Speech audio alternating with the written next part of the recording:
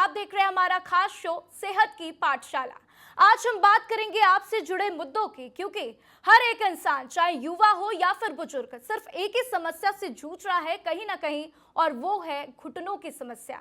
आपके जोड़ों में दर्द हो रहा है लेकिन आप नहीं समझ पा रहे कि ये आम दर्द है या फिर कोई बड़ी समस्या आपके साथ खड़ी हो गई है।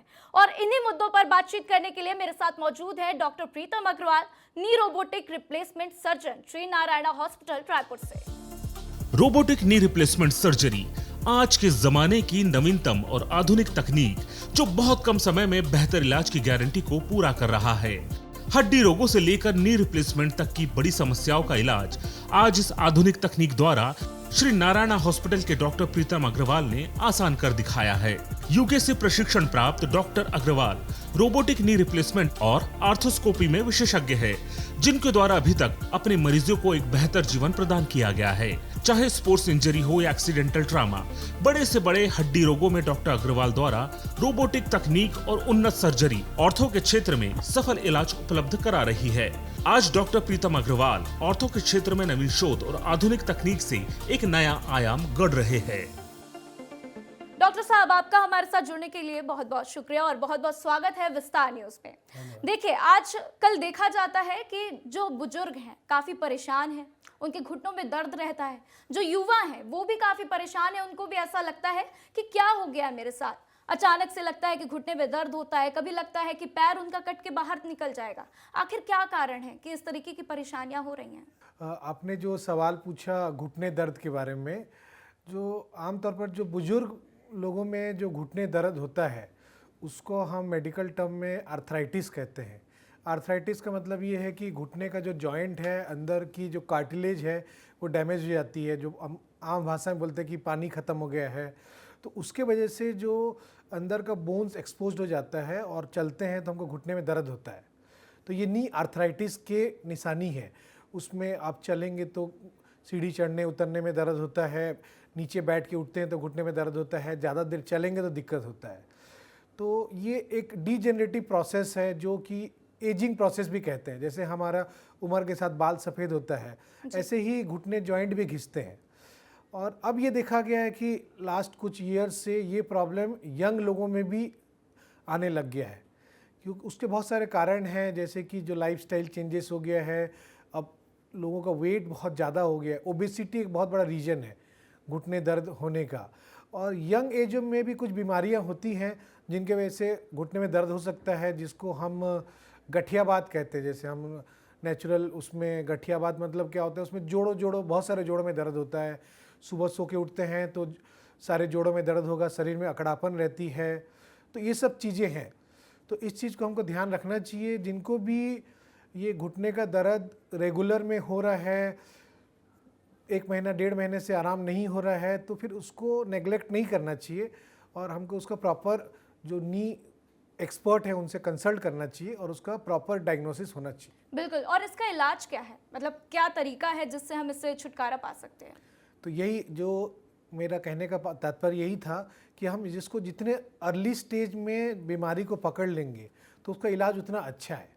जैसे मैं नी आर्थराइटिस की बात की, नी आर्थराइटिस अगर हम उसको, उसकी स्टेजिंग होती है, stage 1, stage 2, stage 3, stage 4।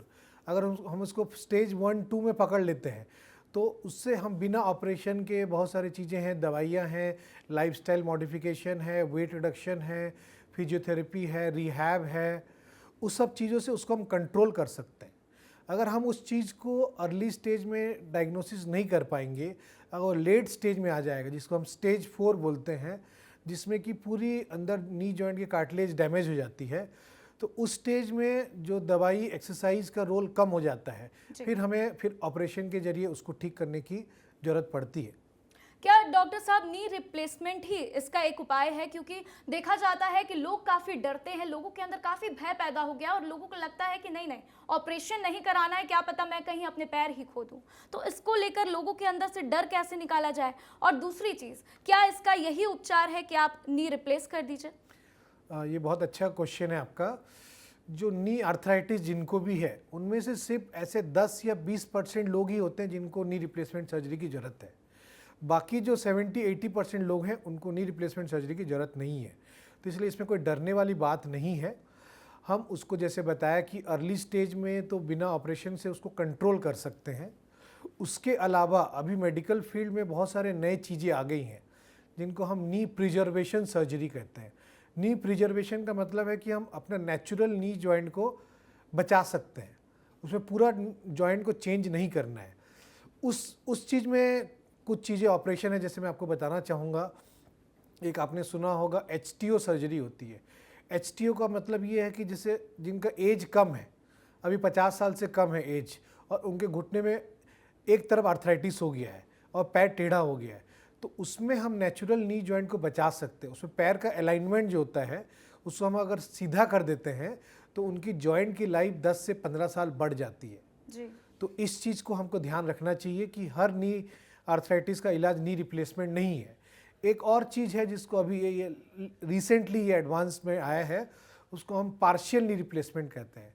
Partial knee replacement मतलब ये है कि जो घुटने का 30% हिस्सा अफेक्टेड है आर्थराइटिस से, बाकी 70% हिस्सा नॉर्मल है, तो उसमें ऑपरेशन करके जो 30% पार्ट अफेक्टेड है उसमें सर्जरी करते हैं। बाकी 70% पार्ट नॉर्मल रहेगा, सारे लिगामेंट्स नॉर्मल रहेगा, तो पेशेंट को नेचुरल फील आती है और उसकी रिकवरी बहुत अच्छी है। तो हर पेशेंट को नी रिप्लेसमेंट की जरूरत नहीं है।